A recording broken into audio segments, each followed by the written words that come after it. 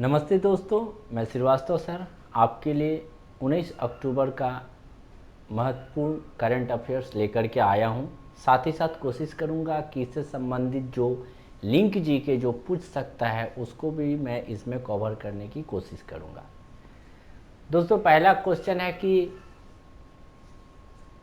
FIFA का जो 2022 में विश्व का सर्वश्रेष्ठ खिलाड़ी के लिए फीफा बैलन डी की ओर से पुरस्कार किसने जीता?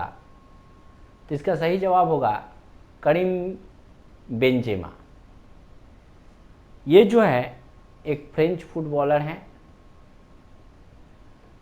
और आप लोग क्रिस्टियानो रोनाल्डो के नाम से भली भांति परिचित होंगे। वो एक पोर्तुगीज़ फुटबॉलर हैं। नेमार ये भी काफ़ी पॉपुलर हैं, जो ब्राज़ीलियन फुटबॉलर हैं। और लुइस सुआरेज जो है उरुग्वायन फुटबॉलर है।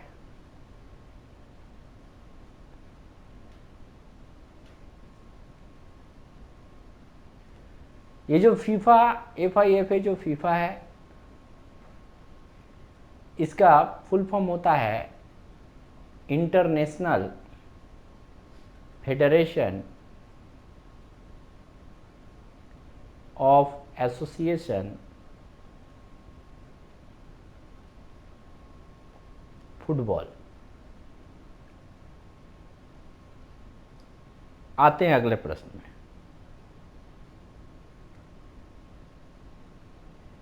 स्वीडन का नया प्रधानमंत्री किसे चुना गया?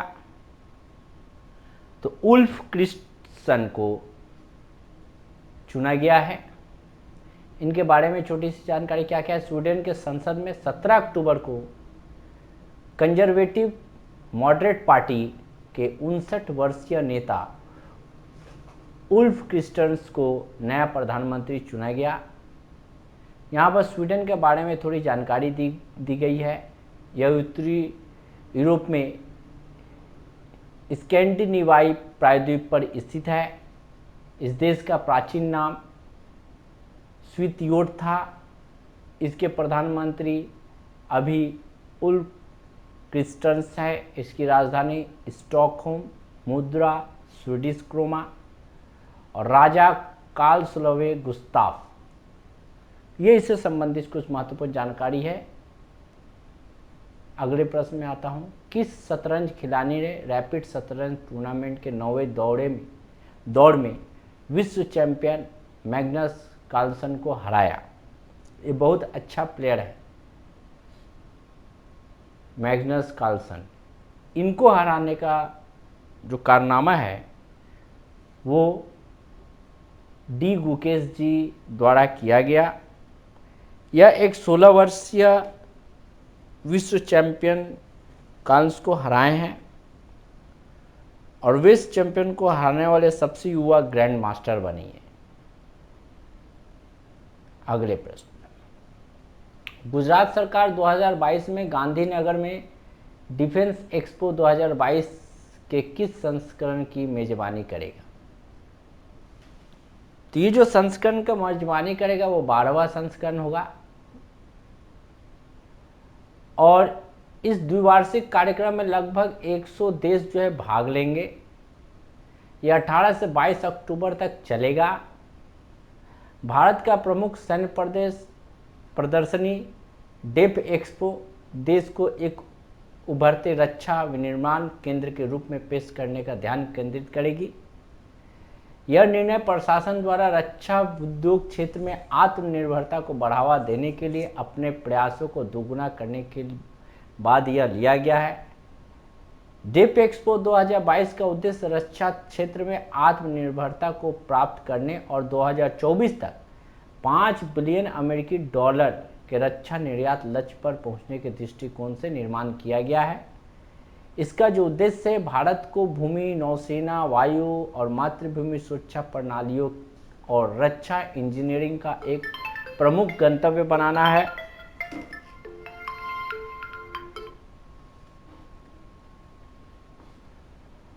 अब छोटी सी जानकारी थोड़ा गुजरात के बारे में भी मैं दे देता हूं आप लोगों को।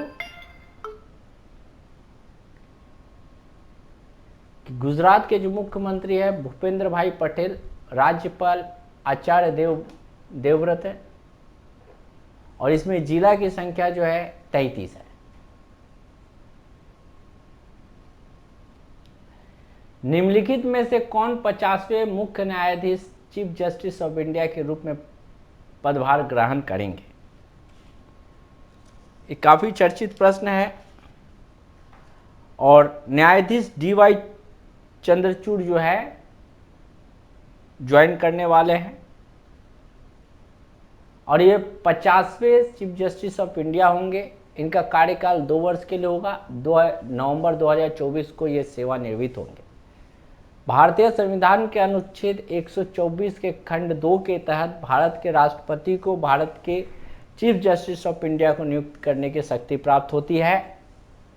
भारत का सर्वोच्च न्यायालय 26 जनवरी 1950 को अस्तित्व में आया।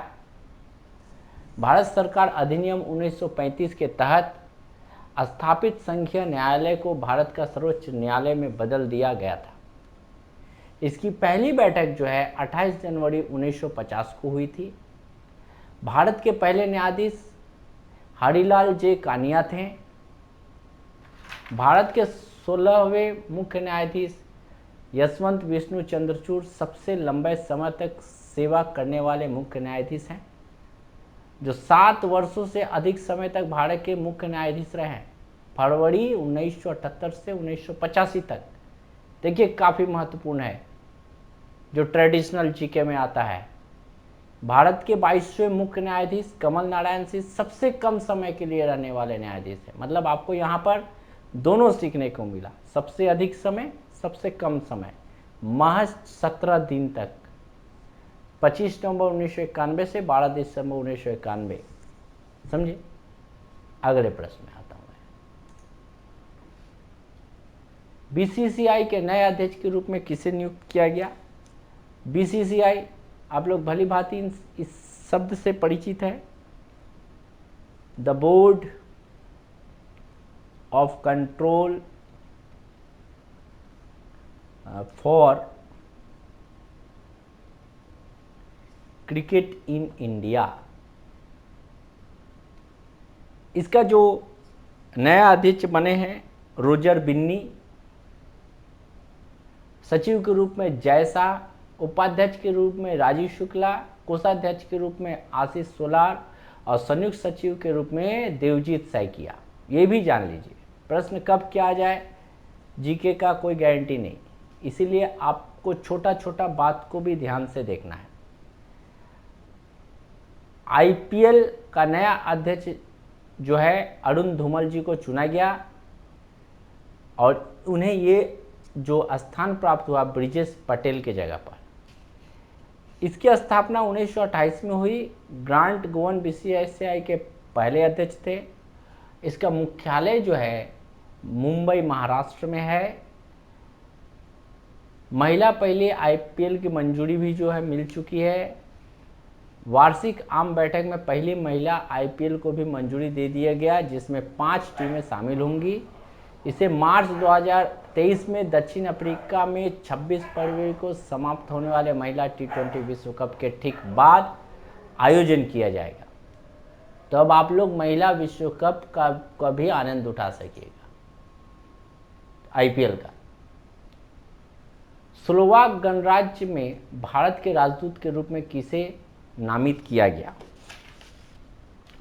तो अपूर्व श्रीवास्तव जी को जो है चुना गया है।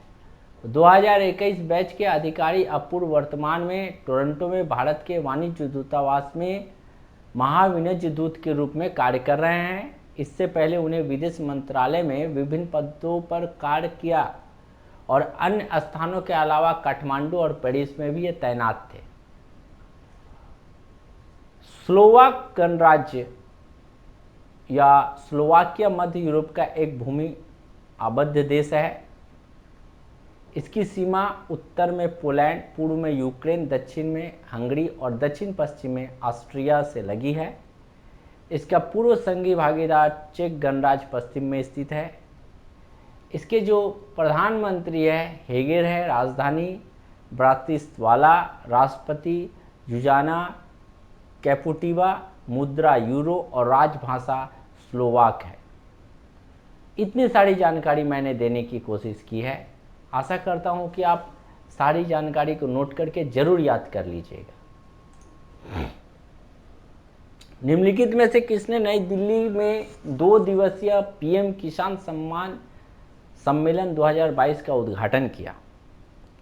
तो प्रधानमंत्री नरेंद्र मोदी ने ही इसका उद्घाटन किया और ये जो है 17 अक्टूबर 2022 को किया गया।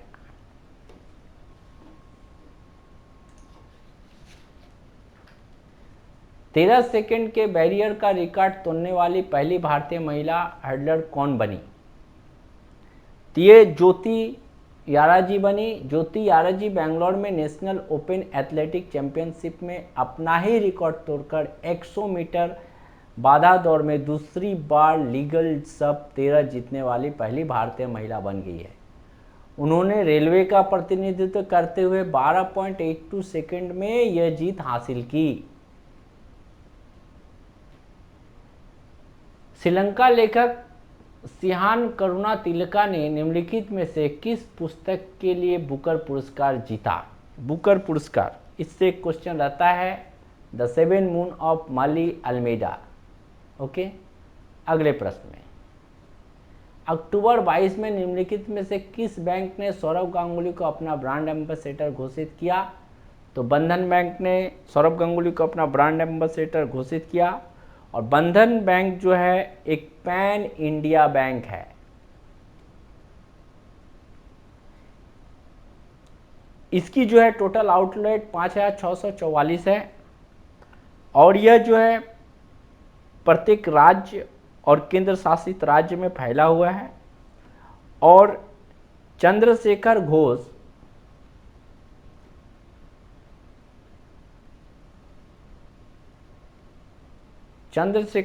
जो है इसके एमडी एंड सीईओ है बंधन बैंक। दोस्तों आप लोग भी सभी नेशनलाइज बैंक, प्राइवेट बैंक के एमडी सीईओ को जरूर पढ़ लीजिएगा। तो आज के लिए यही करंट अफेयर्स, अगला फिर मैं लेकर के आऊँगा। अच्छा लगे तो लाइक और सब्सक्राइब जरूर कीजिएगा ताकि मैं ज़्यादा से ज़्यादा वीडियो आपके लिए ला सकूँ। धन्यवाद।